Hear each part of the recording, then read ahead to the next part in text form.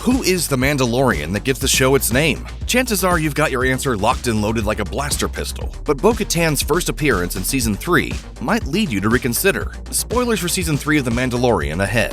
The Mandalorian Season 3 has been a pretty big departure from previous seasons for a variety of reasons. One of the biggest changes has been shifting the focus heavily to Bo-Katan Kryze, who has been a part of Star Wars since the Clone Wars. Once the heir apparent to the throne of Mandalore, Bo-Katan starts out this season as a bit of a broken woman. When we first see her, she's sitting on a throne in a way not typically befitting royalty. Turns out, that was by design. Speaking with StarWars.com, actress Katie Sackhoff explained that she actually worked with writer-executive producer Jon Favreau for some time to get that right. That was a really big thing for Jon and I. He kept having me sit and then walk back and sit and walk back. He wanted it to seem slightly disrespectful. It's not the way that you would normally see royalty sit on a throne. I think that may be a sort of metaphor for part of her issues. The Mandalorian Season 2 finale saw Din Djarin take control of the Darksaber, which cut Bo-Katan to her core, as she had aimed to get the weapon back from Moff Gideon. It was an important step on her quest to take back Mandalore. That not working out clearly hit her hard, and that pose on the throne tells us a lot about where her head was at. For a long time,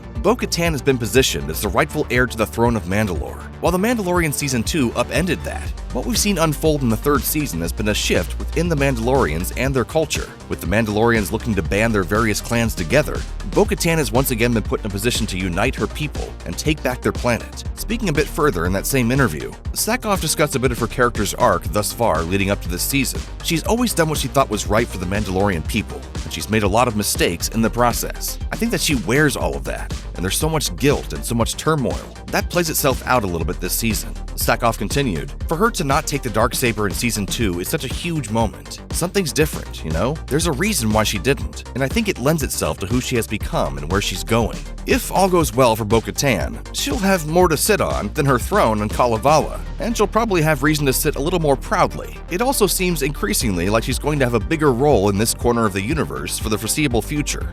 Mandalorians are stronger together. With the way that The Mandalorian Season 3 has added focus on not only Bo-Katan, but the other Mandalorians as well, the meaning of the show seems to have changed. Originally, it was a singular journey about Din Djarin, the lone Mandalorian, on his journey across the galaxy with Grogu. In Season 3 and beyond, that's not really the case. Speaking with IGN, director and executive producer Rick Famuyiwa addressed that topic, saying, "We've been on the journey of the show, and now that we're at this point, what does that title mean? I think now with Bo possessing the Darksaber, I know that there was a lot of expectations that might have shifted, both in terms of what it meant for Din Djarin, but also for Bo.